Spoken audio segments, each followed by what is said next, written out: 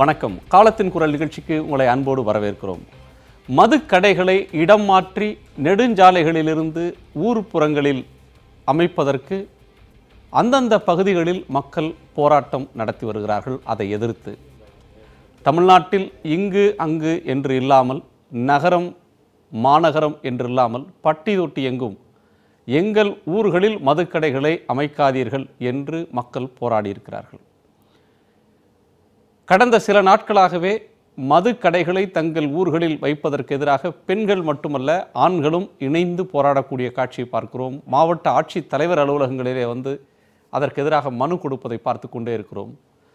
அரசாங்கம் எப்படியேனும் கடைகளை திறக்க வேண்டும் என்று முயற்சிப்பதும் மக்கள் அதை எதிர்ப்பதுமான போக்கு இருந்து கொண்டிருக்கிறது. இதன் உச்சகட்டமாக நேற்றைக்கு திருப்பூர் அருகே சாமலாபுரத்தில் ஒரு பெண் ஒருவரையும், போராடிய பெண்களையும் இளைஞர்களையும் காவல்துறை அதிகாரிகள் கண்மூடித்தனமாக தாக்கிய காட்சிகள் ஊடகங்களில் வெளியாகி அது அதிர்வலைகளை ஏற்படுத்தியிருக்கிறது. மது எதிர்ப்பு, மது கடைகளை எதிர்ப்பது என்பது மக்கள் இயக்கமாக மாறிக்கொண்டிருக்கிறதா? போராட்டத்தை அரசு ஒடுக்க நினைக்கிறதா? இப்படித்தான் போராட்டங்களை போலீசார் கையாள வேண்டுமா? விவாதிக்கலாம். நம்மோடு பாட்டாளி மக்கள் கட்சியின் வழக்கறிஞர் திரு கே பாலு அவர்கள், அஇஅதிமுக அம்மா வழக்கறிஞர் திரு காசிநாத பாரதி, காவல்துறையின் ஓய்வு பெற்ற அதிகாரி திரு எம் கருணாநிதி மற்றும் போராட்ட குழுவைச் சேர்ந்த திருமதி தவமணி சூலூரிலிருந்து. வணக்கம். இந்த போராட்டத்தில் தடியடி நடந்ததை பற்றி நீங்கள் என்ன நினைக்கிறீங்க? இல்லை, அது தொடர்ச்சியாக தமிழ்நாடு முழுவதும் உச்சநீதிமன்றத்தினுடைய தீர்ப்பை தொடர்ந்து நடந்து கொண்டிருக்கக்கூடிய போராட்டங்களை பார்க்கின்ற பொழுது மொத்தமாக தமிழ்நாட்டில் மதுக்கடையை மூடிவிடுவதுதான் சிறந்த வழி. அதுதான் ஒட்டுமொத்த மக்களுடைய எண்ண ஓட்டமாக இருந்து கொண்டிருக்கிறது. சரிபாதிக்கு மேல் உள்ள கடைகள் மூடப்பட்டிருக்கிறது தமிழ்நாடு முழுவதும். மிகப்பெரிய அளவில் தொடர்ந்து மது குடித்து கொண்டிருந்தவர்கள் அது இல்லாமல் எங்களால் வாழ முடியாது என்றெல்லாம் சொன்னவர்கள் கூட 12 நாட்களாக நாங்கள் மது அருந்தவில்லை என்று சொல்லக்கூடிய வார்த்தைகளை நாம் கேட்கின்றோம். நேற்று திருப்பூரில் நடந்த சம்பவம் என்பது 5 மணி நேரம் அந்த மக்கள் அந்த இடத்திலே ஒரு அமைதியான வழியில் போராட்டம் நடத்தி கொண்டிருக்கிறார்கள். கடை வேண்டாம் என்பதற்கான போராட்டம். இந்த இடத்தில் காவல்துறைக்கு என்ன வேலை? நான் கேட்பது என்னவென்றால், ஒரு சட்டம் ஒழுங்கு பிரச்சனை, மது அருந்துவிட்டு அங்கே தகராறு செய்யக்கூடியவர்கள், மது அருந்துவிட்டு வாகனம் ஓட்டக்கூடியவர்கள், அங்கே ஒரு சட்டம் ஒழுங்கு பிரச்சனை ஏற்படுகின்ற பொழுது செய்ய வேண்டிய காரியத்தை ஒரு காவல்துறை, டாஸ்மார்க்கினுடைய நிர்வாகிகள் மற்றும் மாவட்ட ஆட்சியருடைய வருவாய்த்துறை பணியாளர்கள் மூவரும் ஒன்றாக சேர்ந்து அந்த இடத்தில் அடக்குமுறையை ஏவிவிட்டு அந்த மக்கள் மீது நடத்திய தாக்குதல் என்பது மன்னிக்கவே முடியாது. அந்த பொது இடத்தில் திரு பாண்டியராஜன் ஏடிஎஸ்பி அந்த தாயார் மீது அறைந்தாரே, அவரை என்ன வேண்டுமானாலும் தார்மீக அடிப்படையில் அவர் ராஜினாமா செய்யணும். இதுக்கு நடவடிக்கை எடுக்க வேண்டும் என்ற அவசியம் இல்லை. எத்தனை கோபங்கள், எத்தனை வேகங்கள் எனக்கு அதை கட்டுப்படுத்த முடியவில்லை என்று சொன்னாலும் கூட, பொதுமக்களை விட ஒரு அரசு ஊழியராக இருக்கக்கூடியவர்களுக்கு பல்வேறு விதிகள் இருக்கிறது. அந்த விதிகளுக்கு உட்பட்டு தான் ஒரு நடவடிக்கை எடுக்க வேண்டும். ஆனால் அவ்வளவு மோசமாக அந்த தாக்கிய இன்னொருவர், ஒரு பத்திரிகையாளர், அவர் மீது கொட்டிய இரத்தங்களை நாம் பார்க்கின்றோம். நேற்று தொலைக்காட்சிகளில் இந்த விஷயங்களை பார்க்கின்ற பொழுது இது ஒரு மோசமான ஒரு மதுவிற்கு எதிராக மக்கள் திரண்டிருக்கிறார்கள். அரசின் மீது கோபத்தை தனிப்பட்ட ஒரு சம்பவமாக பார்க்கணும். அதாவது போலீஸ் தடியடி நடக்கிறது. ஜல்லிக்கட்டில் கூட போலீஸார் அமைதியாக நடந்த போராட்டத்தை கடைசி நாளில் சில மணி நேரத்தில் கவர்னர் அந்த சாலையில் பயணம் பண்ணணும் அப்படின்றதுக்காகவே மெரினாவிலிருந்து அந்த மாணவர்களை அப்புறப்படுத்தினாங்க. பலவந்தமாக தான் அப்புறப்படுத்தினாங்க. அப்போவும் வன்முறை நடந்தது. இப்போ இந்த போராட்டத்துக்கு எதிரான போக்கு அப்படின்னு பார்த்தீங்கன்னாலும் எவ்வளவோ போராட்டங்கள் நடக்கின்றன. ஆனால் சில இடங்களில் மீறல்கள் நடக்குது. அது கட்டுப்படுத்த முடியாத இடத்துல சில நேரங்களில் உணர்ச்சி வயப்பட்டு அந்த நிலைக்கு போயிடுறாங்க. அப்படின்றத தனித்த சம்பவமாக இதை பார்க்கணுமா, இல்லை ஒரு ட்ரெண்ட்? இது போலீஸ் போராட்டம்னு ஒன்று மேலெழுந்து வர்றதை அதிகார வர்க்கம், ஆட்சியாளர்கள், போலீஸ் சேர்ந்து இந்த ஒரு போராட்ட உணர்வுன்னு வரக்கூடாது, போராட்டம் மேலிருந்து வரக்கூடாது அப்படின்னு நினைக்கிறாங்களா? இல்லை, இது நமக்கு சரியாக பார்த்த விஷயம் தான். என்னென்னா, நீங்கள் சொல்கிற கருத்துப்படி பார்த்தீங்கன்னா, ஒருவேளை ஒரு இடத்துல போராட்டம் நடக்குதுன்னா அது நடக்கிற வரைக்கும் நடக்கட்டும் என்று பல காரணங்களுக்காக விட்டு கொடுப்பதால் போராட்டம் தொடரும். ஒரு கட்டத்தில் போலீஸார் முடிவு செய்துவிட்டால் இனி போராட்டம் ஜனநாயக முறையில் கூட போராட்டத்தை அனுமதிக்கக்கூடாது என்று முடிவெடுத்து விட்டார்கள் என்றால் எதை வேண்டுமானாலும் செய்யலாம். இன்றைக்கு உயர்நீதிமன்றத்தில் வழக்கு, தலைமை வழக்கறிஞர் சொல்லுகிறார். என்ன சொல்லுகிறார் என்று சொன்னால், பாதிக்கப்பட்டவர் மருத்துவமனைக்கு சென்று வீட்டுக்கே சென்று விட்டார், எனவே அவருக்கு ஒன்று பெரிய காயம் இல்லை, ஒருவர் தான் மருத்துவமனையில் இருக்கிறார் என்று சொல்லுகிறார். நாங்கள் சொல்வது நேற்று காவல்துறை நடந்த தாக்குதலை, அப்படி ஒரு தாக்குதலை நடைபெறவில்லை, காவல்துறையினர் அடிக்கவில்லை என்பதை அவர் சொல்லலை. ஏதோ பொது இடத்துல ஒரு பெண்மணி மீது ஒரு காவல்துறை, என்ன சொல்ல போனால் ஒரு பெண்மை கலைக்கணும், அதை போய் இவர் போய் அங்கே கலைச்சது. நிறைய விஷயங்கள் இருக்குது, இந்த நேரத்தில் நம்ம நிறைய விஷயங்களை பேச முடியாது. ஆனால் இந்த விவாதத்தின் மூலமாக ஒரு செய்தியை நான் பதிவு செய்த வேண்டும். ஏனென்றால் மதுவுக்கு எதிராக போராடக்கூடிய மக்கள் இப்பொழுது திருப்பூரில் நடந்த பிரச்சனையை சொல்லி திருவள்ளூரில் இதே கதிதான் உங்களுக்கும் என்று காலை சொன்னார்கள். இதே மாதிரி போராடினால் திருப்பூரில் என்ன நடந்ததோ அதுதான் உங்களுக்கு நடக்கும் என்று. இன்று மாலை நிலைமை என்னவென்றால், மதுவுக்கு எதிராக போராடினால் நிச்சயமாக அது அதிகார அத்துமீறல் செய்தால் காவல்துறையினர் மீது ஒழுங்கு நடவடிக்கை, நிர்வாக நடவடிக்கை பாயும் என்பது உறுதி செய்யப்பட்டிருக்கிறது. மதுவுக்கு எதிராக போராடினால் உங்கள் பகுதியில் மதுக்கடை வராது என்பது உறுதி செய்யப்பட்டிருக்கிறது. போராடினால் வெற்றின்றீங்க நிச்சயமா. ஏன்னா 2 விதத்தில் சொல்கிறேன். திருப்பூரில் போராடினார்கள், ரத்தம் சிந்தினார்கள், ஆனாலும் கூட அந்த இடத்தில் கடை திறக்க மாட்டோம் என்பதை மாவட்ட ஆட்சியர் சொல்லிவிட்டார்.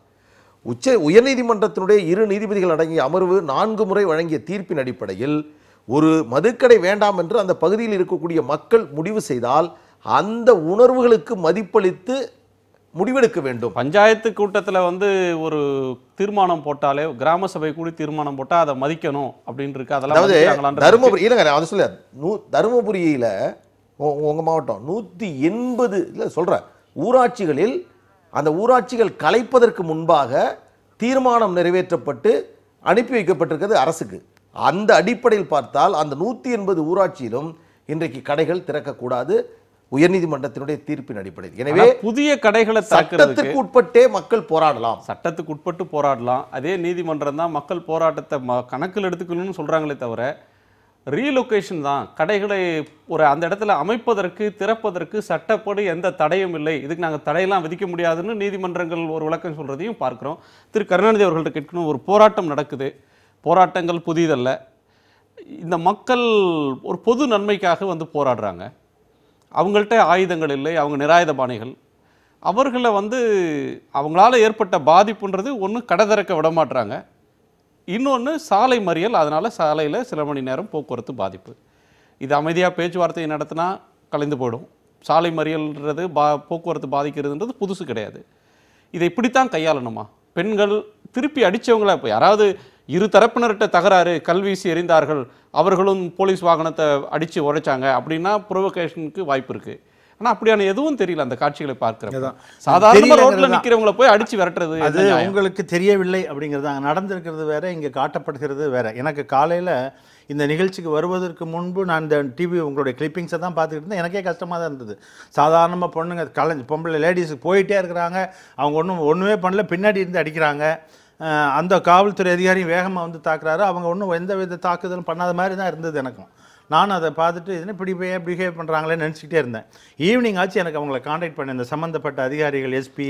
இதை பார்க்குறப்ப பொதுமக்களை ஒரு குற்றவாளிகளை போல பார்க்கிறது. ரைட், அது அப்படி இந்த கிளிப்பிங்ஸ் அப்படி எடுக்கப்பட்டிருக்கிறது. ஆனால் அங்கே நடந்ததே வேற. இட்ஸ் நாட் மார்ஃப்டு இல்லை, இது நான் சித்தரிக்கப்பட்ட காட்சியோ ஜோடிக்கப்பட்டதோ இல்லை, எடுத்த இயல்பான இயல்பான செய்திகள் கூட காட்டுகிற விதத்தில்னா அது அங்கே உள்ள கிராவிட்டி நமக்கு பார்க்கறதுக்கு அப்படி தெரியுது. ஆனால் அது உண்மையில் நடந்தது என்னென்னா, காலையிலேருந்து அவங்க அங்கே வெயிட் பண்ணிட்டு இருக்காங்க. அவருடைய கோரிக்கை என்னன்னா, அந்த திருப்பூரில் உள்ள கடை இடம் மாற்றணுங்கிறது தான்.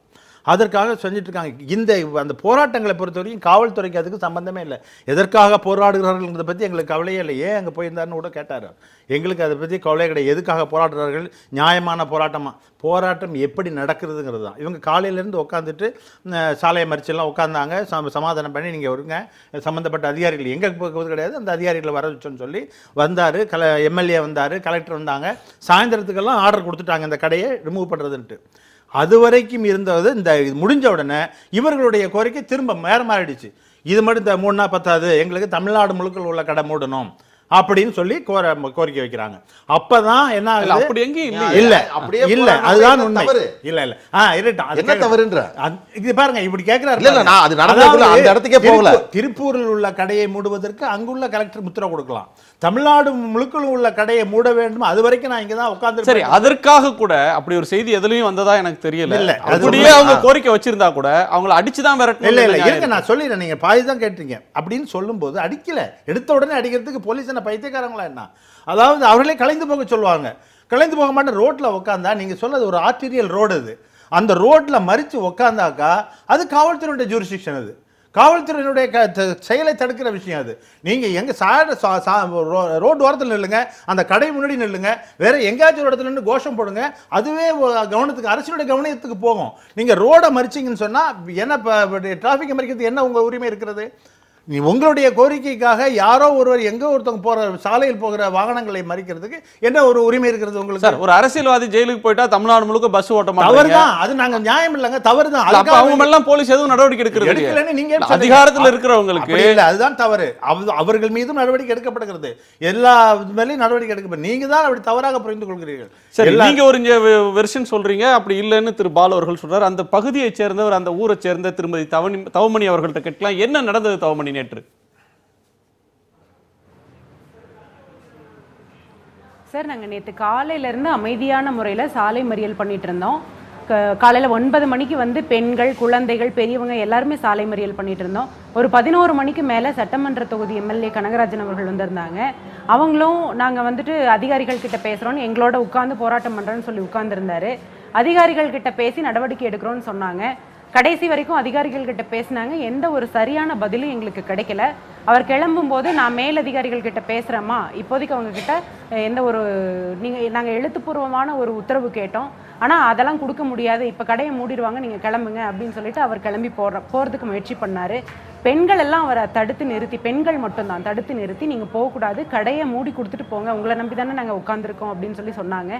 அவர் வந்து இல்லை, கடையை மூடிடுவாங்க, நீங்கள் கிளம்புங்க, எழுத்துப்பூர்வமான உத்தரவாதம்லாம் கொடுக்க முடியாது அப்படின்னு சொல்லி அவர் கார் ஏறி கிளம்பிட்டாருங்க. அவர் கிளம்பின உடனே ஒரு 2 நிமிடத்தில் கண்மூடித்தனமான தாக்குதல். காவல்துறையினர் எதற்காக அப்படி அடிச்சாங்கன்னு தெரியலைங்க. பெண்கள்னும் பாராமல், குழந்தைகள்னும் பாராமல், மருத்துவமனைக்கு வந்திருந்தவங்க, ரோடு ஓரமாக நின்றுட்டு இருந்தவங்க எல்லாரையும் கண்மூடித்தனமாக ஒரு ஒரு மனிதாபிமானமே இல்லாமல் அவங்கள கண்மூடித்தனமாக அடிச்சிருக்காங்க. இதை நாங்கள் உண்மையிலேயே வன்மையாக கண்டிக்கிறோம். எதற்காக பெண்களை அடிக்கணும்? என்ன வேணாலும் போராட்டம் நடக்கட்டும். நாங்கள் வந்து காலையிலேருந்து போராடிட்டு இருந்தப்போ ஆம்புலன்ஸ்க்கு வழி விட்டுருக்குறோம், பள்ளி மாணவர்களுக்கு வழி விட்டுருக்குறோம், பெண்கள் அவசரமாக போகிறவங்க எல்லாருக்கும் நாங்களே வழி விட்டுருக்குறோம். எந்த ஒரு பிரச்சனையும் பண்ணாமல் ரொம்ப அமைதியான முறையில் போராடிக்கிட்டு இருந்தோம்.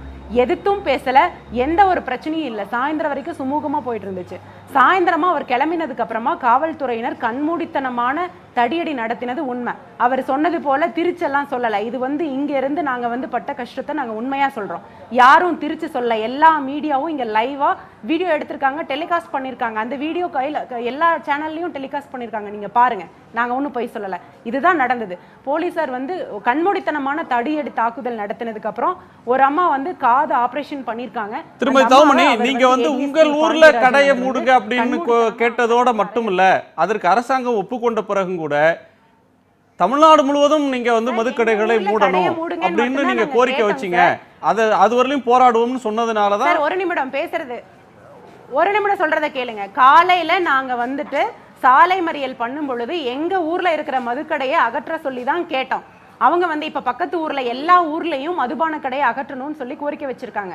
தமிழக அரசு வந்து மார்ச் 30 2017 நெடுஞ்சாலை துறையிலையும் மாநில சாலை துறையிலையும் இருக்கக்கூடிய அத்தனை மதுபான கடைகளையும் அப்புறப்படுத்த சொல்லியிருக்காங்க. அதை அப்புறப்படுத்திட்டு குடியிருப்பு பகுதியில் மதுபான கடையை கொண்டு வந்தாங்க. நாங்கள் வந்து எங்கள் ஊரில் வர மதுபான கடைக்கு எதிர்ப்பு தெரிவித்து தான் சாலை மறியல் பண்ணினோம். ஆனால் அந்த சாலை மறியலுக்கு எந்த ஒரு செவிசாய்ப்பும் கிடையாது. நாங்கள் 9 மணிக்கு உட்கார்ந்தோம், 11 மணிக்குள்ள அந்த சாலை மறியலுக்கு அவங்க ஒரு நிரந்தர தீர்வு கொண்டு வந்திருந்தாங்க. அந்த மதுபான கடையை சாத்திடுறோம் அப்படின்னு சொல்லிட்டு தக்க அதிகாரிகள் நடவடிக்கை எடுத்திருந்தாங்கன்னா இந்த போராட்டம் வலுப்பெற்றிருக்காது. எங்களுக்கு 2 நாள் ரோட்ல உட்கார்ந்து போராட்டம் பண்ணணும் அவசியம் இல்லை. நாங்கள் உட்கார்ந்து அந்த மதுபான கடையை அகற்ற சொல்லிதான் சுமூகமாக அவங்க பேச்சுவார்த்தை நடத்தி ஏதாவது ஒரு உயர் அதிகாரி எங்களுக்கு உத்தரவு கொடுத்துருந்தாங்கன்னா 11 மணிக்கே நாங்கள் கலைஞ்சு போயிருப்போம். ஆனால் அதற்கான எந்த நடவடிக்கையும் எடுக்கல. சாயந்தரம் வரைக்கும் ஆர்ஐயும் தாசில்தாரையும் தவிர வேற எந்த உயர் அதிகாரியும் எங்களை வந்து பார்க்கவும் இல்லை, பேசவும் இல்லை. தாசில்தாரே ஒரு உயர் அதிகாரி தானேம்மா? தாசில்தாரே ஒரு உயர் அதிகாரி தானே? அவர் வந்து எந்த பேச்சுவார்த்தையும் நடத்தலையா? அவங்க உங்க தரப்புல அழைச்சி பேசலையா? சார் அவங்க உயர் அதிகாரி அப்படின்னா அவங்க எழுத்துப்பூர்வமான உத்தரவு என்னால கொடுக்க முடியாது, அந்த அதிகாரம் எனக்கு இல்லை அப்படின்னு சொல்லிட்டாங்க. அப்ப அதிகாரம் இருக்கக்கூடிய அதிகாரிகள் தானே நாங்க எதிர்பார்ப்போம்.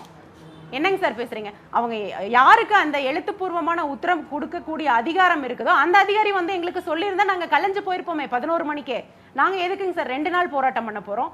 இந்த தடியடி தாக்குதல் கண்மூடித்தனமா நடந்து அந்த அம்மா ஏற்கனவே ஒரு காது ஆபரேஷன் பண்ணிருக்காங்க. அவங்களுக்கு இப்ப காது நீங்க சொன்ன கோரிக்கை இல்ல, அவங்க வந்து வேற கோரிக்கையை வைக்கல. அவங்க வந்து சொல்லக்கூடிய கருத்துன்றது நாங்க அந்த கடைக்காக இது பண்ணோம், முறையான பேச்சுவார்த்தை நடக்கல. இல்லை அவங்களே சொன்னாங்கல்ல, சாயந்தரம் வந்து ஆர்டர் கொடுத்துட்டாங்க, கலெக்டர் வந்து இஷ்யூ பண்ணி அதை ரிமூவ் பண்றோம்னு கொடுத்துட்டாங்க. எதற்கு பிறகு அவ்வளவு தகராறாகி ஊழல்ல பெரிய பிரச்சனையான தகராறுக்கு முன்னதேயே இவங்களுக்கு கிடைச்சிருச்சு. அதற்கு அப்புறமும் இவங்க போக மாட்டேன்னு உட்கார்ந்து சொல்லுங்க, உட்கார்ந்துட்டு சொன்னதுக்கு அப்புறம் தான்.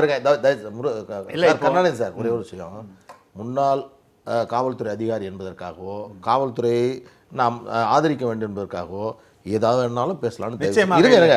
நான் சொல்றேன் இல்ல, ஒரு பொறுப்பான முன்னாள் அதிகாரியா தான் நான் பார்க்குறேன். இன்னைக்கு காலையில ஏதாவது ஒரு செய்தித்தாளில் அந்த கடை மாவட்ட ஆட்சியரால் அகற்றப்பட்டு இருக்கிறது, முடிவு எடுத்தாச்சு, ஏதாவது ஒரு செய்தித்தாள் வந்திருக்க சொல்லுங்க. எனக்கு கிடைத்த அதிகாரி உங்களுக்கு என்ன, நீங்க என்ன இன்னைக்கு இல்ல அதுதான் நான் இந்த சம்பவத்திற்கு பிறகுதான் நான் இந்த சம்பவத்துக்கு நீங்க தயவு செய்து நான் என்ன சொல்றேன், அந்த இடத்துல இப்படி ஒரு சம்பவம் நடக்குது, இந்த மாதிரி நடக்குது, அவங்க கடையை அப்புறப்படுத்துற அப்படின்னு சொன்ன பிறகு நீங்க கேட்டீங்கல்ல பைத்தியமா அடிக்கிறதுக்குன்னு, அவங்க என்ன பைத்தியமா அதுக்கு பிறகு போராட்டம் பண்றதுக்கு? அதுதான் கோரிக்கையை மாத்திட்டாங்க. ஏங்க அதுக்கு தான் கோரிக்கையை மாத்திட்டாங்க. சொல்றது முதல் கோரிக்கை வச்சுட்டு இந்த சொன்னதுக்கு அப்புறம் அங்க இருந்து ஆர்டர் வந்ததுக்கு அப்புறம் தன்னுடைய கோரிக்கை இப்படி மாத்தினா இல்ல எங்களுக்கு எல்லா இடத்துல சொன்னாதான் வரணும்னு சொன்னாங்க. சொன்னதுக்கு அப்புறம் இதெல்லாம் வந்து எனக்கு என்னங்க, நமக்கு அவங்க சொல்றது தானே. நான் ஒரு உயர் அதிகாரிகிட்ட தொடர்பு கொண்டு தான் நான் இங்க பேச வந்திருக்கேன். அவர் சொன்னது அவங்க சொன்னதுதான். அங்க இருக்கிற அங்க அதிகாரியா இருக்கிறது ஒரு பெண் அதிகாரி தான், எஸ்பியா இருக்கிறவங்க, அவங்க தான் சொன்னாங்க இந்த மாதிரி. அவங்க சொல்லிட்டு கலைஞ்சு போக மாட்டேன்ட்டாங்க. அதுக்கப்புறம் அவங்க கலைஞ்சு போகலைங்கிறதுக்கு தான் அவங்க எல்லாத்தையும் விளக்கும் போது இந்த மாதிரி ஆயிருக்கு.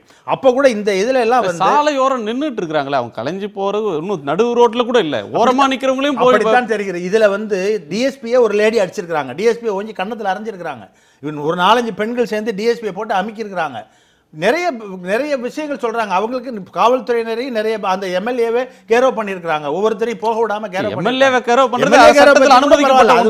ஒரு அதிகாரி ஒரு சட்டமன்ற உறுப்பினர் ஓட்டு கேட்டு வர்றாரு, பிரச்சனை வர்றப்ப அவரை முற்றுகையிடுறதுன்றது அனுமதிக்கப்பட்ட ஒரு போராட்ட வடிவம் தானே. முற்றுகையிட்டதை பத்தியே எது கிடையாது. தனி மனிதன் ஒருத்தரை வந்து மறிக்கிறதுங்கிறது ஒரு வகை, அதை தடுக்க வேண்டிய கட்டாயம் போலீஸுக்கு இருக்கு. அவர் விருப்பத்துக்கு மாறாக அவர் போய் மறிக்கிறது காவல்துறை அதுக்காக எல்லாம் வந்து லத்திசார்ஜ் பண்ணல. பொதுவா போலீஸ் வந்து எப்பெல்லாம் வந்து லத்தி சார்ஜ் ரெசார்ட் பண்ணாலோ அல்லது வேற அடி போட்டு வெளுத்தாலோ போலீஸ் என்ன சொல்லுன்னு சொன்னா பிறகு வர்ற தியரி என்னன்னா, எங்களை அடிச்சாங்க, போராட்டக்காரர்கள் கல்வீசினாங்க, செல்ஃப் டிஃபென்ஸுக்கு தான் நாங்க மக்களை அடிக்க வேண்டியதாச்சுன்னு சொல்லுவாங்க. அப்படியான ஒரு தியரி தான் நீங்க இப்பவும் சொல்றீங்க. செல்ஃப் டிஃபென்ஸ் மட்டும் இல்ல, அந்த கூட்டத்தை அங்க சாலையில் உட்கார்ந்து இருக்கிறதுங்கிறது கிரிமினல் ஆஃபென்ஸ். ஒரு சாலையை வந்து மறிச்செல்லாம் உட்காருவது கன்னத்துல டெமோக்ராட்டிக் சாலையில உட்கார்ந்து இருக்கிறது கிரிமினல் அஃபென்ஸ் சொன்னா கன்னத்துல அறையிறது உங்களுடைய எந்த ஸ்டாண்டிங் ஆர்டர்ல நிச்சயமாக இருங்க. நான் சொல்றேன் தப்புதான். லத்தியால ஒரு பையன் அடிக்கிறீங்க, அந்த பையன் நின்னு அடின்னு வாங்குறான், 2வது அடியை பாருங்க அந்த பையன் ஓடல, அடிக்கிறியா நீ அடி நீ அப்படின்னு சொல்லிட்டு நிக்கிறான். அதாவது ஒரு பெண்ணை ஒரு கன்னத்துல அறையக்கூடிய ஒரு காரியம் இருக்குல்ல, டிஜிபியை சஸ்பெண்ட் பண்ணணும் இந்த ஒரு காரணத்துக்கு. தார்மீக பொறுப்பெடுத்து சீரியஸா சொல்றேன், சட்டம் ஒழுங்கை யார் நிர்வகிக்கிறாரோ, யார் சட்டம் ஒழுங்கை பாதுகாக்கக்கூடிய இடத்தில் இருக்கிறார்களோ அத்தனை பேரும் அதற்கு பொறுப்பு. ஒரு மாவட்ட கண்காணிப்பாளர் பெண், ஒரு உயர்நீதிமன்றத்துடைய தலைமை நீதிபதி ஒரு பெண், தலைமைச் செயலாளர் ஒரு பெண். தமிழ்நாட்டில் ஒரு பெண்ணுக்கு இதுதான் இன்னைக்கு நிலைமை. காசிநாத பாரதி, உங்க தரப்பு சொல்ல விரும்புறது என்ன? சார், ஆனா எந்த பெண்களும் வரல அந்த போராட்டத்தப்ப, எந்த பெண் போலீஸாரும் அங்க இல்ல. ஒரு ஆண் போலீஸாருக்கு பெண்களை அடிக்கிற உரிமை எந்த சட்டத்துல இருக்கு? தவறாக பேசாதீங்க தயவு செஞ்சு. மறுபடியும் சொல்றோம், நாங்க உணர்வு பூர்வமான வலியோட உட்கார்ந்துட்டு இருக்கிறோம். அத்தனை பேரும் பெண்களை அடிச்சது அவர்தான். ஒரு அதிகாரியா இருந்துட்டு, ஒரு ஆணா இருந்துட்டு, பெண் போலீஸ் உறுதுணை இல்லாம எப்படி பெண்களை கை வைக்கலாம்? சரி, ஒரு அதிகாரி டிஎஸ்பி ஏடிஎஸ்பி அத்தனை போலீசார் கார்ட்ஸோட நான் இங்க தான் இருக்கேன், எனக்கு எப்படி தெரியும்? அவங்களையும் மீறி பெண்கள் வந்து போலீசார் மேல கை வைப்பாங்களா? நீங்க அந்த டிஎஸ்பி அடித்ததாக சொல்கிறார்களே, அங்க அந்த மாதிரி டிஎஸ்பியை கையால பெண்கள் சேர்ந்து அடிச்சாங்க அமுக்குனாங்கன்னு சொல்றாங்களே சொல்றாங்க. உமன் டிஎஸ்பி அங்க உள்ள எஸ்பி தான் சொல்றாங்க. இப்போ இவ்வளவும் வந்து நீதிமன்றத்தின் முன்னால் சொல்லப்பட்டிருக்கிறது. நீதிமன்றம் தான் இப்ப இந்த எப்பெல்லாம் போலீஸ்க்கு வந்து எப்பெல்லாம் ஒரு போலீஸுக்கு பிரச்சனை வருதுன்னா உடனே இந்த மாதிரி ஒன்று சொல்லிடுறது. கலவரக்காரர்கள் போராட்டக்காரர்கள் தரப்புல இருந்து கல்லெறிஞ்சாங்க அல்லது வேற ஒரு இதா செய்தாங்க. நடக்காம சொல்ல முடியாது, அதை ப்ரூவ் பண்ணி ஆகணும்ல. நீங்க எப்பவுமே ப்ரூவ் பண்ணதில்லை. இதுக்கு என்ன ப்ரூஃப்? நீங்க சொல்றதுக்கு இப்ப அடிச்சதுக்கு ப்ரூஃப் இருக்கு, அவர் அடிச்சாங்கன்றது எங்க இருக்கு ப்ரூஃப்? ப்ரூஃப்னாக்க இப்ப அங்க உள்ள விசாரிச்சு பார்த்தா தெரியும். நீங்க வந்து உங்களுக்கு சார்பாக மட்டும் எடுத்து போட்டுட்டு இருந்தாக்க ஊடகங்கள் அது எங்க சார்பு இல்லங்க, அது மக்கள் சார்பு. அதுதான் மக்கள். போலீஸ் வீடியோகிராஃபர் கூடவே தானே இருப்பாரு. மக்களுக்கு எதை விரும்பி பாப்பாங்களோ அதுதான் நீங்க எடுக்கிறீங்க. எது உண்மையோ அதை எடுக்கிறோம். எது உண்மையோ அதை எடுக்கிறோம். இப்ப நீதிமன்றத்தின் முன்னால அந்த வீடியோ கிளிப்ஸ் காட்டிருக்காங்க. இப்போ வந்து அவங்க போலீஸ் தரப்புல அவங்களுக்கு வீடியோ கிளிப்பிங்ஸ் சார், ஆடியோ ஒரு ஆட்டோவுக்கு தீ வச்சாங்க போலீஸ், அதையும் நாங்க எடுத்து போட்டோம். இப்ப இல்லன்னு சொல்லலையே, நான் யார் இல்லைன்னு நான் ஏதாச்சும் சொல்றேன், நான் ஆர்குமெண்ட் பண்றேன். அது மாதிரி திரு காசிநாத பாரதி, ஒரு அரசாங்கம் போராட்டத்தை, ஒரு மக்கள் வந்து தங்களுடைய உரிமைகளுக்கு போராடுறது, ஜனநாயக வழியில போராடுறதுன்றது அனுமதிக்கப்பட்ட ஒன்று. அதிமுகவே எதிர்க்கட்சியா இருக்கும்போது போராட்டம் நடத்தியிருக்கு. ஒரு வீதிக்கு வந்து மக்கள் போராடுறாங்க, அதனால சில மணி நேரம் சாலை மறியல் நடக்குதுன்றதுனால அவங்கள அத்துமீறி அடிப்பது என்பது நியாயமா? போராட்டத்தை ஒடுக்குகிறதா அரசுன்னு ஒரு முதல்ல தலைப்பு வச்சிருக்கீங்க. போராட்டத்தை ஒடுக்க வேண்டிய அவசியம் அரசுக்கு கிடையாது. அரசு வந்து தமிழக அரசு மாண்புமிகு புரட்சித் தலைவி அம்மா அவர்களுடைய போராட்டத்தை மதிக்கணும் இல்ல, புரட்சித் தலைவி அம்மா அவர்களுடைய வழித்தோன்றலாக செயல்படுகின்ற இன்றைய அரசு கொள்கை ரீதியாக மதுக்கடைகளை மூடுவோம் என்று ஒத்துக்கொண்டிருக்கிறது. முதல் கட்டமாக 500 மதுக்கடைகளை மூடுவோம் என்பதையும் ஏற்கனவே அறிவிச்சிட்டாங்க. அடுத்தடுத்த நிகழ்வுகளில் தான் அதை செய்ய முடியுங்கிறதையும் ஒத்துக்கொண்டிருக்கிறார்கள். அதனால வந்து இதை போராட்டத்தை ஒடுக்க வேண்டிய அவசியம் கிடையாது. அது விதிவிலக்குகளை விதிகளாக எடுத்துக்கொண்டு பேச முடியாது. அங்கே நடக்கிற அந்த சம்பவம் வந்து அவர் யார் செய்திருந்தாலும் அது தவறு தான். அதை வந்து நாங்கள் வந்து எங்களுடைய அரசில் நடக்குதுங்கிறதுக்காக நாங்கள் அதை வந்து சரியென்று ஏற்றுக்கொள்ள முடியாது. மக்களுடைய உணர்வுகளுக்கு மதிப்பு கொடுத்து அந்த பகுதியினுடைய சட்டமன்ற உறுப்பினர் கனகராஜன் அவர்கள் 2 மணி நேரத்துக்கு மேலே இருந்து இது பண்ணி மேலதிகாரிகள்கிட்ட பேசியிருக்காங்க. இப்போ தமிழ்நாடு ஸ்டேட் மார்க்கெட்டிங் இதுங்கிறது கார்பரேஷனுங்கிறது அது தனி ஒரு நிறுவனம். இதில் வந்து அரசாங்கத்தினுடைய உபநிறுவனமாக இருந்தால் கூட இன்றைக்கி வந்து அரசு போக்குவரத்து கழகம் மாதிரி அது ஒரு தனி அமைப்பு. அதை மூடுறதை பத்தி ஒரு சட்டமன்ற உறுப்பினர் முடிவெடுக்க முடியாது. இவரை வந்து பாத்தீங்கன்னா அது ஒரு கவர்மெண்ட் கம்பெனி தான். கவர்மெண்ட் கம்பெனி தான். இப்ப இது தனி கார்ப்பரேஷன் இல்ல. அரசு அரசு ரப்பர் கழகம் எப்படியோ, அரசு சிமெண்ட் நிறுவனம் எப்படியோ, அரசு போக்குவரத்து கழகம் எப்படியோ, அது மாதிரி அரசு நடத்துற மதுபான சட்ட ரீதியாக அது ஒரு செப்பரேட் என்டிட்டி. இப்போ வந்து ஹெச்ஆர்என்சி போர்டும் தமிழக அரசு நிறுவனம் தான். தமிழக அரசுடைய இடத்த ஒரு கலெக்டருக்கு கொடுத்த முடியுமானா அதுக்கான துறை ரீதியான பர்மிஷன் வாங்கி தான் பண்ண முடியும். அது வந்து அரசாங்க நிறுவனம் தானே, நீங்க போய் எடுத்துக்கிட்டு நீங்க ஒரு பில்டிங்கை போட்டுக்கிடுங்க கலெக்டர் அப்படின்னு சொல்ல முடியுமானா முடியாது. அது ஒரு செப்பரேட் என்டிட்டி, அது ஒரு தனி கார்பரேஷன் அமைப்பு.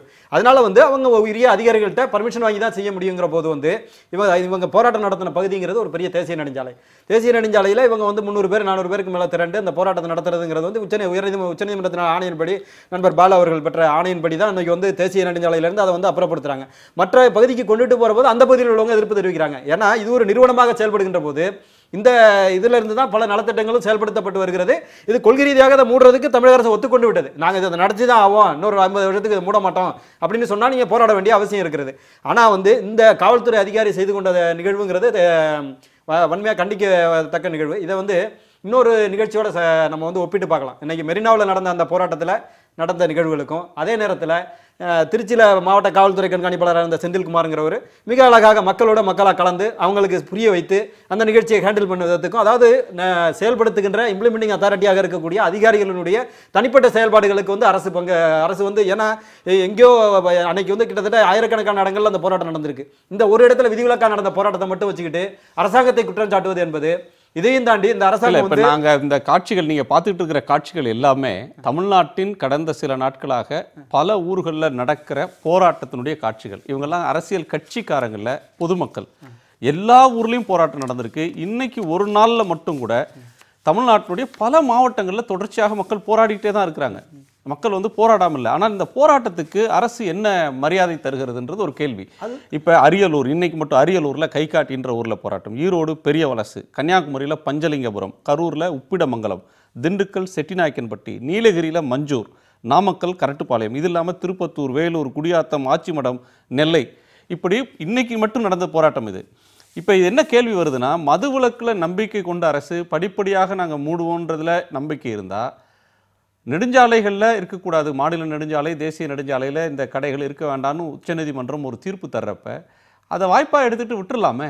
ஏன் வந்து அதுக்கு பக்கத்தில் ஒரு 500 மீட்டர் தள்ளி ஏதாவது ஒரு கிராமம் இருக்கா, அந்த ஊரில் வந்து கடையை ரீலோகேட் பண்ணுறதுக்கு போகிறது அவசியம் என்னங்க வருது? ஏற்கனவே கொள்கை சார்ந்து நம்ம 500 கடைகளை மூடியாச்சு. இதிலிருந்து வருகின்ற வருமானம் ஏறக்குறைய 23,000 கோடி 29,000 கோடி இருந்தது. இன்னைக்கு வந்து குறைந்து கொண்டே வந்து கொண்டிருக்கிறது. அதற்கான மாற்று நிகழ்வுகளை நம்ம வந்து தேர்ந்தெடுக்கிற வரைக்கும் அது நடத்தி ஆகும்.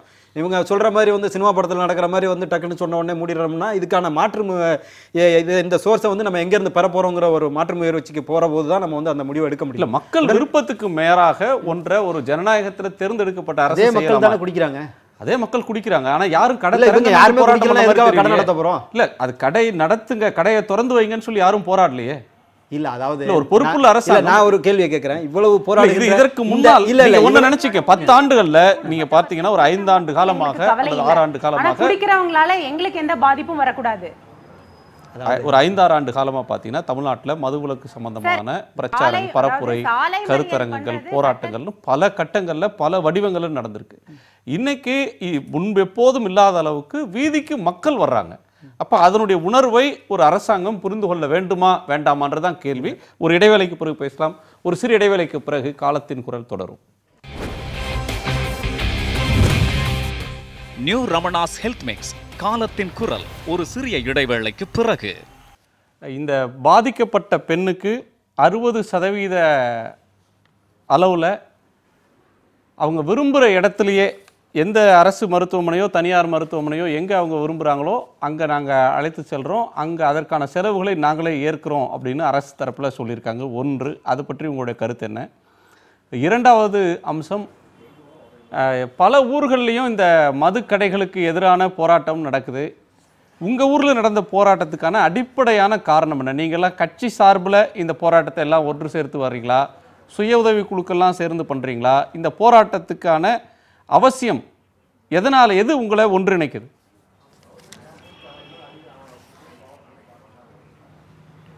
சார், முதலாவது அந்த பெண்ணுக்கு அடிபட்டவங்களுக்கு காது கேட்கல, காலெல்லாம் அடிபட்டிருக்கு. ஸோ அவங்களுக்கான மருத்துவ செலவு என்னவோ அதை முழுமையாக அரசாங்கம் ஏற்றுக்கணும். கண்டிப்பாக அது ஹைகோர்ட்டும் ஆர்டர் போட்டிருக்காங்க. அவங்களுக்கான தகுந்த முதலீடு சன்மானத்தை அவங்களுக்கு கொடுக்கணும், நஷ்ட ஈடு அவங்களுக்கு கொடுக்கணும் அப்படின்னு சொல்லியிருக்காங்க. ரெண்டாவது, எந்த கட்சியும் சார்ந்தவர்கள் இல்லை. நாங்கள் எந்த ஒரு அமைப்பும் எங்களுக்கு துணையாக நாங்கள் கூப்பிட்டுட்டு வரல. நாங்கள் ஊர் பொதுமக்கள், பெண்கள் எல்லாரும் சேர்ந்து அந்த பகுதியில் மதுபான கடை வரக்கூடாது அப்படிங்கிற முடிவெடுத்து தான் நாங்கள் போராட்டத்துக்கு வந்தோம். சார் அப்படியே சொன்னார் இல்லைங்களா, சாலை மறியல் பண்ணுறது சட்டப்படி குற்றம், அது தவறான செயல், சட்ட மீறுதல் அப்படின்னு சொன்னார் இல்லைங்களா. சரி, நியாயமாகவே இருக்கட்டுங்க. ஆனால் அந்த இப்போ மதுபான கடை கட்டியிருக்கிற இடம் ஒரு விவசாய நிலம். அந்த நிலத்துக்கு, அந்த இடத்துல கட்டடம் கட்டுறதுக்கு பஞ்சாயத்து அப்ரூவ்டு அவங்க இப்போ வரைக்கும் வாங்கலை. இன்னும் மின் இணைப்பு கொடுக்கல. அப்படி இத்தனை பிரச்சனைகள் சட்ட ரீதியாக இருக்கும் பொழுது எப்படி அவசரமாக அந்த மதுபான கடையை திறந்து நாங்கள் இங்கே உட்கார்ந்து ரோட்டில் போராட்டம் பண்ணிட்டு இருக்கிறோம்? 12 மணிக்கு மதுபான கடை திறந்து வியாபாரம் நடந்துட்டு இருக்கு. இது மட்டும் சட்டப்படி நியாயமா?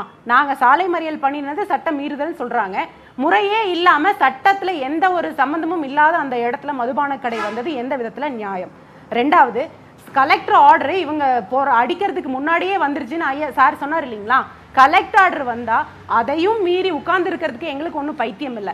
நாங்கள் கேட்டோம், கலெக்டர் ஆர்டர் எங்களுக்கு ஏதாவது ஒரு எழுத்துப்பூர்வமான உத்தரவு கொடுங்க, இப்போவே கலைஞ்சு நாங்கள் போயிடுறோம் அப்படின்னு கேட்டோம். ஆனால் எந்த எழுத்துப்பூர்வமான உத்தரவும் வரல. எந்த சேனல்லையோ எந்த பத்திரிகையிலையோ கலெக்டர் உத்தரவு போட்டிருக்காங்கன்னு வந்துச்சா? நீங்களே சொல்லுங்கள். அதுக்கப்புறமா எல்லா ஊர்கள்லையும் சுமூகமாக போராட்டம் நடந்துட்டு இருக்கு. போன வாரத்தில் சோமனூரில் கூட தொட்டிபாளையம் பகுதியில் போராட்டம் நடந்துச்சு. அந்த பகுதியில் நடந்த போராட்டத்தில் மதுபான கடை மூடப்படும் சொன்னாங்க. சுமூகமாக தீர்வு முடிஞ்சிருச்சு. அதே மாதிரி தான் நாங்களும் உட்கார்ந்துருந்தோம் ரோட்டில். இந்த மாதிரி ஒரு 2 மணி நேரத்தில் நம்மளோட ஊர்லேயும் மதுபான கடையை மூட சொல்லிடுவாங்க, கண்டிப்பாக மக்கள் எதிர்ப்புக்கு அரசாங்கம் தலை சாய்க்கும், செவி சாய்க்கும்ங்கிற ஒரு நம்பிக்கையில் தான் உட்கார்ந்தோம். போராட்டம் நீடிச்சதுக்கு காரணம் அவங்க தான்.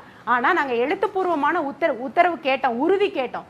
ஏன் கேட்டோம்னா, போன வாரம் ராமாச்சி மலத்தில் போராட்டம் பண்ணி மூடப்பட்ட கடை இன்னைக்கு மறுபடியும் திறந்து வேலை செஞ்சுட்டு இருக்காங்க. கட்டட வேலை மிக வேகமாக நடந்துட்டு இருக்கு. அந்த மதுபான கடையை திறக்கிறதுக்காக கட்டட வேலை நடந்துட்டு இருக்கு. அப்போ அரசாங்கம் இந்த கடை மூடப்படும்னு சொன்னதுக்கு அப்புறம் எனக்கு ஒரு சந்தேகம். பொதுவா கூட்டுறவு சங்கத்துக்கு அரசாங்கம் கட்டடம் கட்டும், ரேஷன் கடையை அரசாங்கம் கட்டும். டாஸ்மாக பொறுத்தவரையிலும் எங்கேயாவது வாடகைக்கு எடுத்து தான் நடத்துறாங்க. இது எல்லா ஊர்கள்லையும் டாஸ்மாக்குன்னு அரசாங்கம் கட்டிடம் கட்டினதில்லை.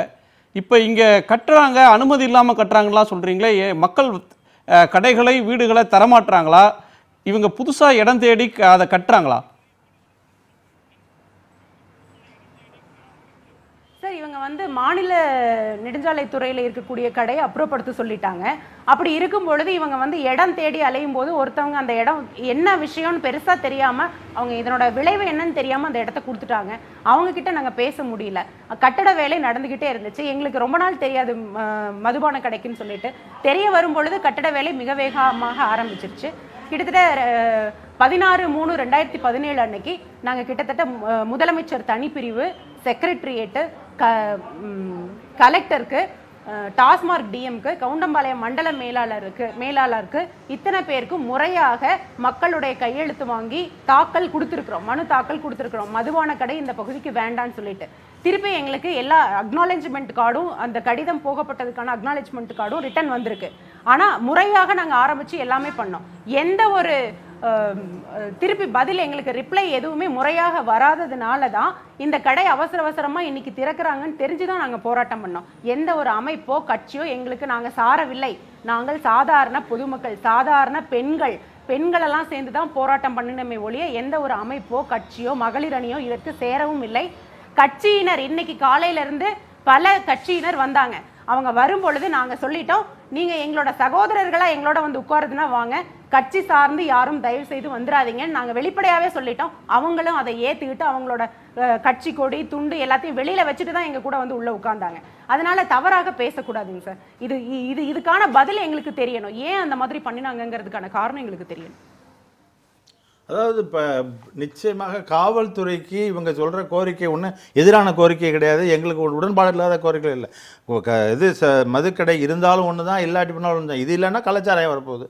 அது கலாச்சாரம் இல்லை, இது வந்துச்சுனாலும் எங்களுக்கு இதை குடிச்சிட்டு வந்து தான் தர குற்றங்கள் நடக்க போகுது. அதனால் எங்களுக்கு வந்து இதை வந்து நியாயம் இல்லையான்லாம் பார்க்கறது இல்லை. இவங்க செய்கிற போராட்டத்தின் தன்மை தான். கலாச்சாரம் காய்ச்சி அவங்கள ரோட்டில் வச்சு அடிப்பாங்க. இப்ப சாராய கடை திறக்காதன்னு சொல்றவங்கள அடிக்கிறது மாதிரி அடிக்கலங்க. அதுதான் நான் சொல்ல வர்றேன். இவங்களை வந்து இவர்கள் இதே போராட்டத்தை சாலை ஓரத்தில் நின்று கொண்டு கையில் பிளக்கார்டை வச்சு நின்னாங்கன்னா இவங்களுக்கு பாதுகாப்பு கொடுத்துட்டு நான் நின்றுப்போம். எந்த காவல்துறை அதிகாரியும் தன்னுடைய ஜூரிஸ்டிக்ஷனில் ஒரு லத்தி சார்ஜ் நடக்கணும், இந்த மாதிரி ஒரு ப்ராப்ளம் வந்து மாட்டிக்கணும்னு அந்த ஏடிஎஸ்பி நினைப்பாரு. ஏன் அவர் எஸ்பி ஆக போகிறவர் இந்த டயத்தில் ஒரு ப்ராப்ளம் இப்போ பாருங்கள், என்கொயரியில் மாட்டிட்டார். இந்த என்கொயரி முடிகிற வரைக்கும் அவருடைய ப்ரொமோஷன் பாதிக்கப்படும். அப்படியா நினைப்பார் அவர்? இந்த மாதிரி ஒரு ப்ராப்ளங்கள் வந்தது கொஞ்சமும் எதிர்பார்க்காத ஒண்ணு. நல்லபடியா இவங்க கலைஞ்சு போகாம இவங்க வந்து உட்கார்ந்துட்டு இருந்தாங்கன்னா என்ன சொல்லுவாங்க, மேல இருந்து என்ன சொல்லுவாங்க, என்ன அந்த கூட்டத்தை ரோட்ல மறிச்சிட்டு உட்காந்துருக்காங்க, அவங்களை கலைக்க உன்னால முடியலையா, then what for your there ADSP தான் சொல்லுவாங்க. அது இப்போ கலைஞ்சு போங்கன்னு சொல்லியிருப்பாங்க. இவன் கேட்க மாட்டேன்னு கலைஞ்சான். ஒன்று கலைஞ்சு போகணும், இல்லை நான் கலைஞ்சு போக மாட்டேன், எங்களை எல்லாம் அரெஸ்ட் பண்ணுங்கன்னு சொல்லணும். அரெஸ்ட்டும் பண்ண விட மாட்டான், கலைஞ்சும் போக மாட்டான். அரெஸ்ட் பண்ண போனா படுத்துக்கிட்டே இருந்திருப்பாங்க. கல்லெடுத்து அடிக்கிறதெல்லாம் நீங்க எடுக்கல. நீங்க இவங்க அடிக்கிறது எடுத்தீங்களே தவிர சில வீடியோக்களில் வந்துருக்குது கல்லெடுத்து அவங்க அடிக்கிறதெல்லாம் இருக்கு. சில இதில் அதெல்லாம் வரலை. சாதாரணமாக அவர்கள் செய்யற ஆக்ஷனுக்கு தான் இவங்க ரியாக்ட் பண்ணுவாங்களே தவிர சும்மா இருக்கிற காவல்துறை அதிகாரிகள் கையில் இருக்க லெட்டி எடுத்துக்கிட்டு வீசணும்னு குறுக்கிட்டீங்க சார். சொல்லுங்க சார், இது வந்து ரொம்ப தவறான சம்பவம். நாங்கள் வந்துட்டு எதுக்காக நாங்கள் இந்த போராட்டத்தை பண்ணணும்? நாங்கள் வந்து சண்டை போடுறதுக்காகவோ அடி வாங்குறதுக்காகவோ யாரையும் அடிக்கிறதுக்காகவோ போராட்டம் பண்ணலை. அப்படி இருக்கும்பொழுது இது வந்து தவறாக சித்தரிக்கப்படக்கூடாது. நாங்கள் வந்து அந்த டிஎஸ்பி அடிச்சோன்னு சொல்கிறாங்க இல்லையா, நாங்கள் மீடியாவோ நாங்களோ எடுத்த ஃபுட்டேஜ் வேணால் வேண்டாம். அதுக்கான காவல்துறை அதிகாரிகள் எடுத்த ஃபுட்டேஜ் இருக்கும் இல்லையா. ஒரு பெண் போலீஸார் அங்கே இருக்காங்களா? ஏன் ஆண் போலீஸார் வந்து அடிக்கணும்? அவருக்கு ஏடிஎஸ்பி ப்ரமோஷன் போயிடுச்சுன்னு இவர் கவலைப்படுறாரு.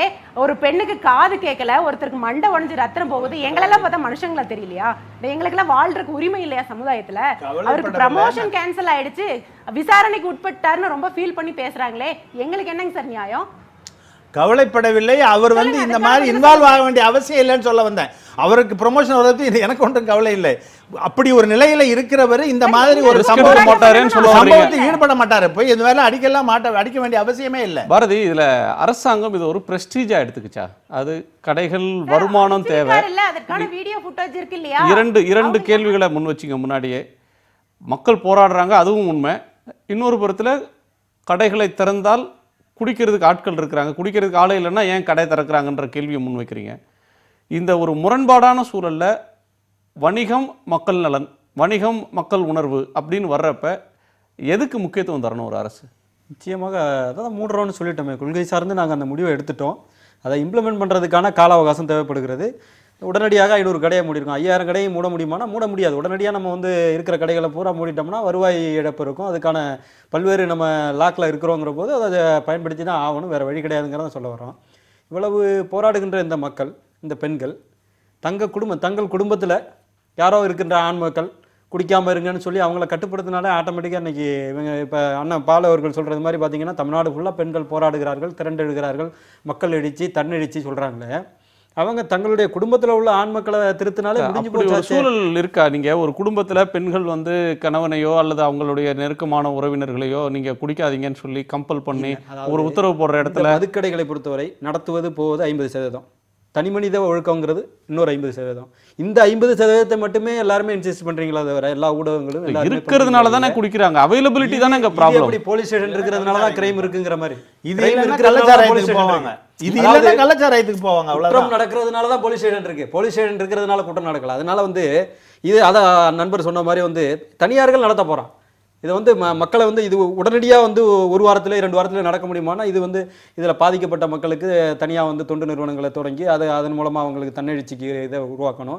இது வந்து ஆண்டு கணக்கில் நடக்கக்கூடிய ப்ராசஸ். இது உடனடியாக இவங்க வந்து அடுத்து வந்து ஒரு நிறுவனம், அது டாஸ்மாக்ங்கிறது தனி நிறுவனம், அரசு கம்பெனி, ஒரு கம்பெனி, அது கம்பெனி. அதை வந்து நீங்கள் உடனே கலெக்டர் கையெழுத்து போட்டு கொடுத்துட்டு போங்க. இவங்க வந்து இவங்களுடைய அறியாமை புரியாமையில் வந்து கலெக்டர் வந்து கையெழுத்து போட்டு போக முடியுமானா முடியாது. கலெக்டருக்கு அந்த பவர் கிடையாது.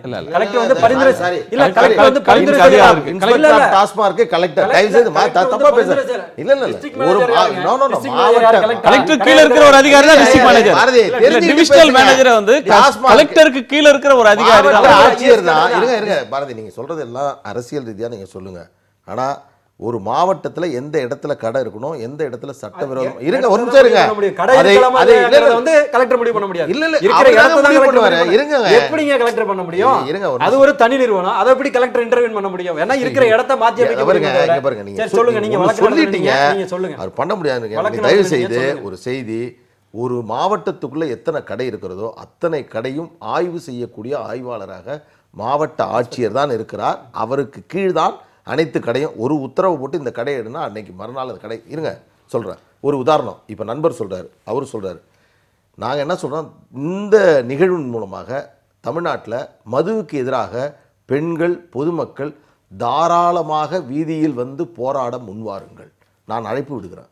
இருங்க நான் ஒன்று சொல்லிடுறேன், இதை விட்டுருங்க, உங்கள் பிரச்சனை இல்லை, நான் சொல்கிறேன், அழைப்பு விடுக்கிறேன். ஏன்னா நீங்கள் போராடினால் உங்கள் பகுதியில் கடை வராது. நீங்கள் போராடினால் அந்த பகுதியில் கடை வைக்க இருங்க நான் சொல்லிடுறேன்.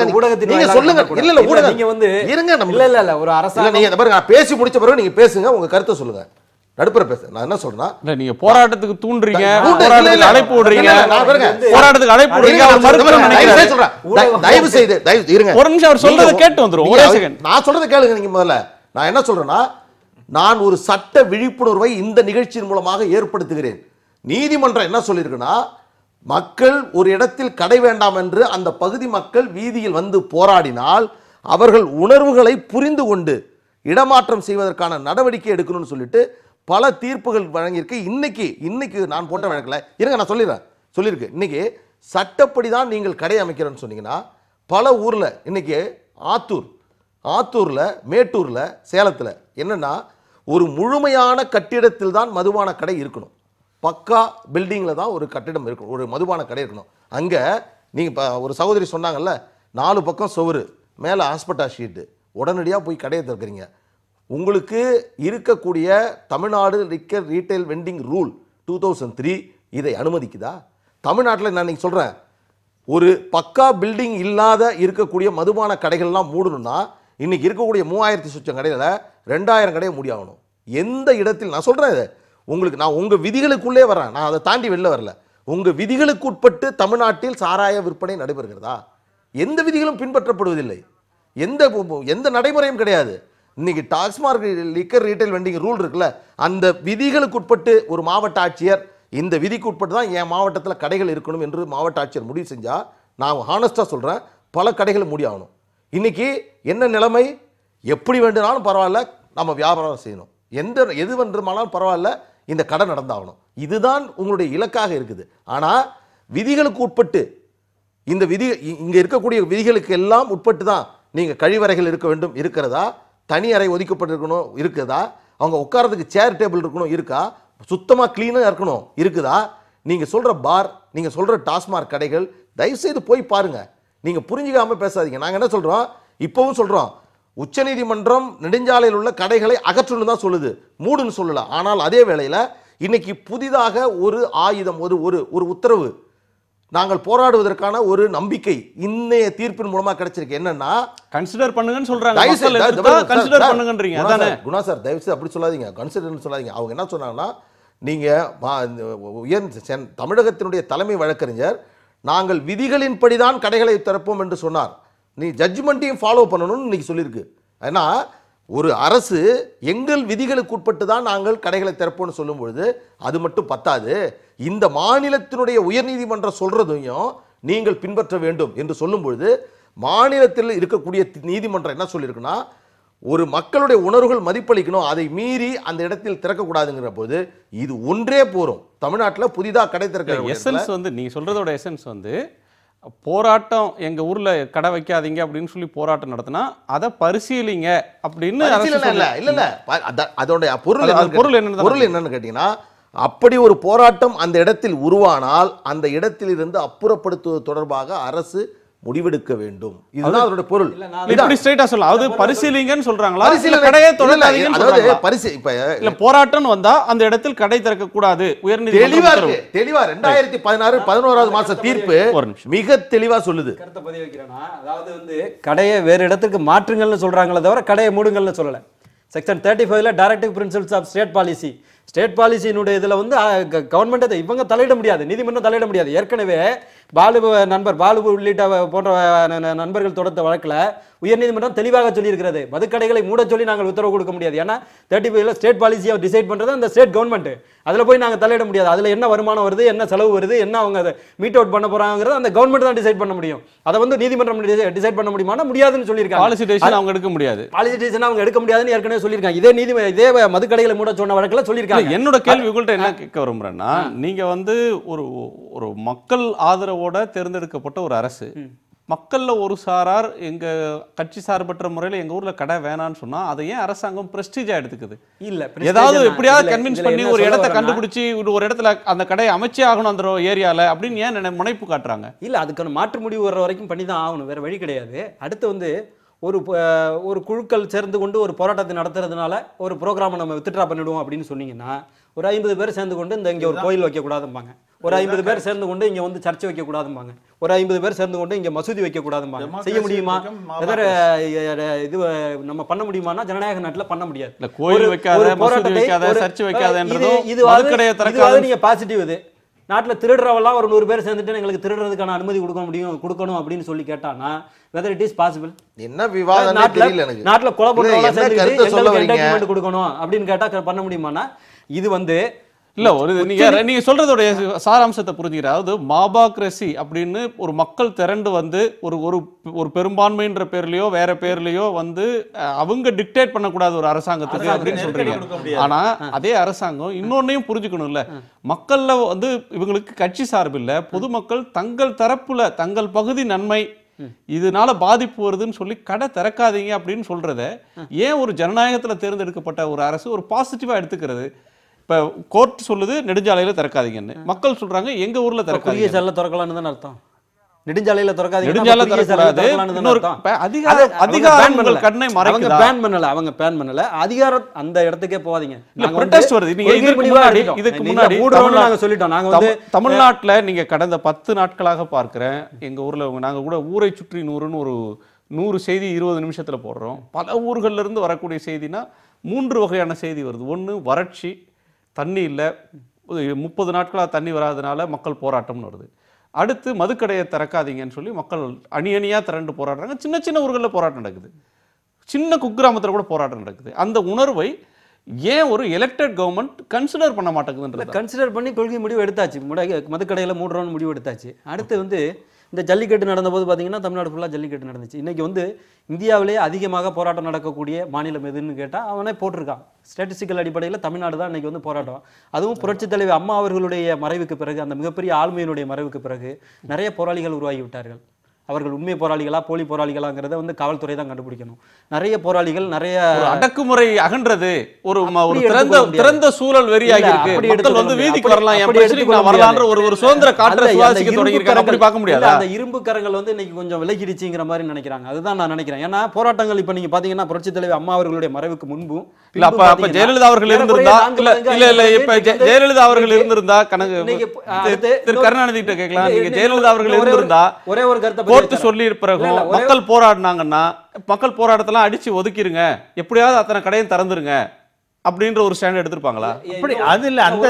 அந்த ஸ்டாண்ட் போராடுகின்ற நபர்கள் இப்ப விவசாயிகள் சங்கங்களா இருக்கலாம், இதா இருக்கலாம், அவங்கெல்லாம் யாராவது ஒரு குளங்களை வெட்டி குட்டைகளை வெட்டி இன்னைக்கு புதிய தலைமுறையில் இருந்தபோது உங்களுடைய அமைப்பு நடந்துச்சு, அது மாதிரி வந்து தொடர்ந்து நடத்திக்கிட்டு இருக்காங்க. ஆனால் வந்து இந்த போராடுகின்ற விவசாய சங்கங்களோ ஒரு குளத்தை வெட்டினாங்க, ப்ரொடக்டிவ் வேல ஏதோ ஒன்று பண்ணாங்க அப்படின்னு சொல்றதுக்கு ஏதாவது ஒரு இல்ல நான் கேட்கிறேன். இதுக்கு இன்னைக்கு வந்து வறட்சிக்கு போராட்டம் அப்படி பார்க்காதீங்க. ஒரு போராட்டம்னா போராட்டத்துக்கு பின்னாடி நியாயம் இருக்கா? நியாயம் இருக்கு. அதான் இல்லன்னு சொல்ல, போராட்டத்துல வந்து முன்னோக்கம் இருக்கா இல்லையா? நியாயம் இருக்கிறதுங்கிறது ஒரு தார்மீக நியாயம் இருந்தா அதுக்கு அடுத்து அதாவது மக்களுடைய உணர்வுகளை நாங்கள் கொச்சைப்படுத்த விரும்பவில்லை. ஆனா வந்து இதை ஏன் ப்ரொடக்டிவ் வேலை வேற மாதிரி கொண்டுட்டு போக கூடாதுங்கிறத திங்கிங்க தான் நாங்க இன்னைக்கு மதுக்கடை திறக்கிறது ப்ரொடக்டிவ், விவசாய கடனை ரத்து பண்ணுன்னு சொல்லி டெல்லியில ஒருத்தர் போராடினா அது வந்து ப்ரொடக்டிவ் இல்ல. அதுக்கு முன்னாடி என்ன பண்ணாங்க? குளம் வெட்டினாங்களா, தண்ணி வச்சாங்களா, பயிர் நட்டாங்களா, மரம் நட்டாங்களா? நீங்க இன்னைக்கு சீம கருமேல மரத்தை வெட்டுங்கன்னு சொல்லி ஒரு தலைவர் போய் போராடுறாரு.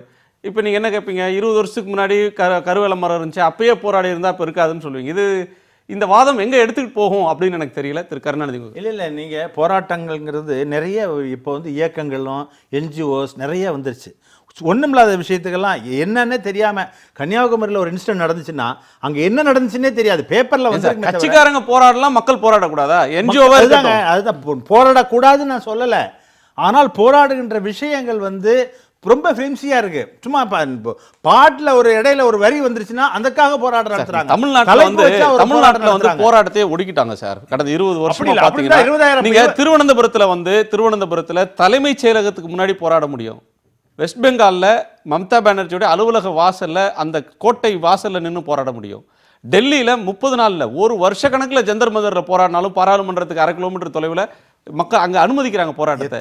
இங்க தமிழ்நாட்டுல வந்து சென்னையில போராட்டத்தை 3 இடத்துக்குள்ள தான் நடத்தணும், இந்த இடத்துல இத்தனை மணி நேரத்துக்குள்ள நடத்தணும், அதுக்கு அனுமதியும் கிடையாது. 15 நாள் வந்து ஊரடங்குன்றது இந்த ரெகுலேட்டரி ஆர்டர்ஸ் அது வந்து எப்போதும் இருந்துகிட்டே இருக்கு. நீ தமிழ்நாட்டில் வந்து போராட்டம் நடத்துறதுக்கான சூழலே இல்லை. யாரும் போராட வரவங்க வந்து ஃபேஷனுக்காக போராடுறாங்க. அதாவது போராட்டத்தினுடைய நோக்கம் என்னன்னா அரசினுடைய கவனத்தை ஈர்க்கிறது தான் அப்படின்னு சொன்னா நீங்க எந்த மூலையில நின்று ஒரு கோஷம் போட்டா கூட அது சம்பந்தமான அறிக்கை காவல்துறையில் உள்ள உளவுத்துறை மூலமாக சம்பந்தப்பட்டவர்கள் போய் போராட்டம் வந்து அரசின் கவனத்தை ஈர்க்கிறதுக்கான கவன ஈர்ப்பு போராட்டம் மட்டுமே இருக்க முடியாது. போராட்டம் என்பது சட்டத்தை திருத்துறதுக்காகவும் இருக்கலாம். அந்த போராட்டம் வந்து ஒரு சட்ட திருத்தத்தை பாராளுமன்றத்தில் கொண்டு அதற்காக வந்து போராட்ட ஆட்சியாளர்கள் கேட்கலன்னா ஆட்சியை மாற்றுவதற்கான போராட்டத்தையும் மக்கள் முன்னெடுப்பாங்க. நீங்க வந்து போராட்டம்ன்றது கோரிக்கை மனு கொடுக்கிற போராட்டம் மட்டும் சுருக்க முடியாது. கூட இருக்கிற மக்களுக்கு இடையூறு கொடுக்கக்கூடிய அளவுக்கு ஒரு போராட்டம் நடத்தினா ஜனநாயக போராட்டமா எடுத்துக்க முடியாது. நான் வந்து போராட்டம் நடத்துவேன், அதனால நீங்க வந்து அந்த சாலை வழியாக போகிற ஒரு மாணவன் தேர்வுக்கு போறதை பத்தி எனக்கு கவலை கிடையாது, மெடிக்கல் அப்பாயின்மெண்ட் வாங்கிட்டு டாக்டரை பார்க்க போறவனை பத்தி எனக்கு கவலை கிடையாது. எனக்கு தண்ணி வரல, நான் ரோட்ல உட்காருவேன், அந்த பஸ்ல யார் உட்கார்ந்துருக்கிறா, அவன் அவனோட எதுக்கு, அதை பத்தி எனக்கு கவலை கிடையாது அப்படின்னு சொன்னா அது ஜனநாயக போராட்டமே அல்ல. அதுக்கு முன்னாடி ஜனநாயக வழிமுறைப்படி மனுக்கள் கொடுத்தாலோ வழக்கு போட்டாலோ திரும்ப போய் அவங்கள்ட்ட சந்திச்சு முறையிட்டாலோ அதெல்லாம் பரிகாரம் இல்லைன்ற பட்சத்துல தான் அவங்க அடுத்த கட்டத்துக்கு போக வேண்டியதா இருக்கு. தௌமணி அவர்கள்ட்ட நிறைவு கருத்து கேட்கிறேன். தௌமணி, உங்களுடைய கருத்து. சார் சொல்லுங்க சார். அவர் சொன்னார் இல்லைங்களா, டாஸ்மாக் கடை இல்லைன்னா கள்ளச்சாராயம் குடிக்க போவாங்க, ஒவ்வொரு பெண்களும் கணவரை திருத்துறதா அவங்களோட கடமைன்னு சொல்றாங்க இல்லையா? இது அப்போ கள்ளச்சாராயம் குடிக்க நீங்க போக வேண்டாம், நாங்களே டாஸ்மாக் கொடுக்குறோம் அப்படின்னு சொல்லி அவர் சொல்றாரா? இன்னொன்னு, அவர் ஒரு ஆண் சொல்றாரு, ஆண்களை வீட்டில் இருக்கிற ஆண்களை திருத்துறது பெண்களோட கடமை, ஆண்கள் திருந்துங்கன்னு அவர் சொல்லலை, பெண்கள் தான் ஆண்களை திருத்தணுமா? பெண்களுக்கு எத்தனை பாரத்தை சார் கொடுப்பீங்க? குடும்பத்தில் இருக்கிற ஆண்களை திருத்த முடியாதனால தான் ரோட்ல வந்து நின்று சண்டை போடுறோம் சார். எங்களுக்கு ஒன்றும் அவசியம் இல்லை போராட்டம் பண்ணணுங்கிறதுக்காக. இன்னொன்னு அவர் சொன்ன குற்றச்சாட்டு ஏத்துக்கவே முடியாது. நாங்க சாலை மறியல் பண்ணினோம், ஆம்புலன்ஸ்க்கு வழிவிட்டோம், மாணவர்களுக்கு வழிவிட்டோம், பஸ்ல இருந்து கஷ்டப்படுறவங்களுக்கு வழிவிட்டோம். எங்களால பாதிக்கப்பட்டவர்கள் யாராவது இருந்தா சொல்லுங்க. எந்த ஒரு பாதிப்பும் இல்லாம பொதுமக்கள் எல்லாரும் சேர்ந்து கடையெல்லாம் திறந்துருந்துச்சு. அந்த கடைக்காரங்க எல்லாம் கடையடைப்பு பண்ணிட்டு வந்து எங்களோட போராட்டம் பண்ணினாங்க.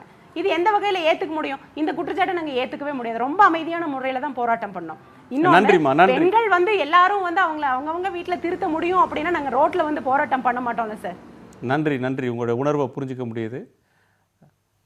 நிறைவு கருத்து திரு பாலு. அதாவது மீண்டும் இந்த கருத்தை நான் சொல்லணும். போராடினால் உங்கள் பகுதியில் கடை வராது. உங்களுடைய உணர்வை இன்றைய விவாதத்தில் நீங்க சொல்ற ஒன்லைனர் இல்லை, நான் மீண்டும் ஏன்னா சட்டவிரோதமாக இருக்கக்கூடியது எது என்று நீங்கள் முடிவு செய்தீர்கள் என்றால் நிச்சயமாக போராடக்கூடிய உரிமை உங்களுக்கு இருக்கிறது.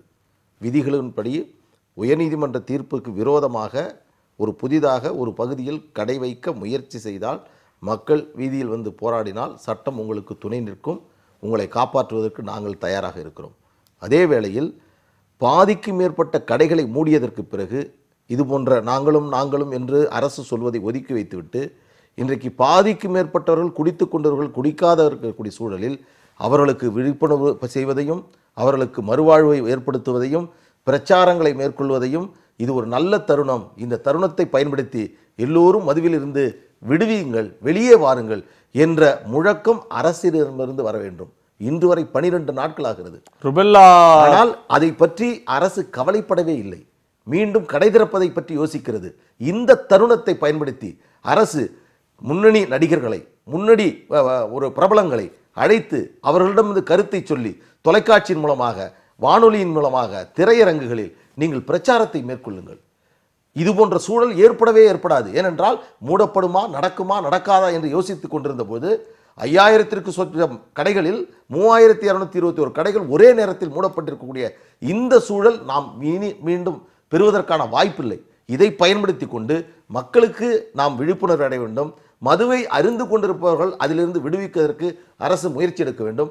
சட்டத்துக்கு உட்பட்டு தன்னுடைய கடைகளை திறக்க வேண்டும். நாங்கள் அதை மட்டும் சொல்லுகிறோம். ஆனால் அதே வேளையில் மக்கள் போராடுவதை அரசு காவல்துறையின் மூலமாக தடுத்தால், இன்னும் சொல்ல நீங்கள் ஜல்லிக்கட்டில் கூட இது போன்ற நடவடிக்கையை தமிழக அரசு மேற்கொள்ளவில்லை. இன்றைக்கு நாங்கள் அந்த அதிகாரி மீது துறை சிறந்த நடவடிக்கை மேற்கொள்வோம் என்று சொல்லியிருக்கிறார்கள் என்று சொன்னால்,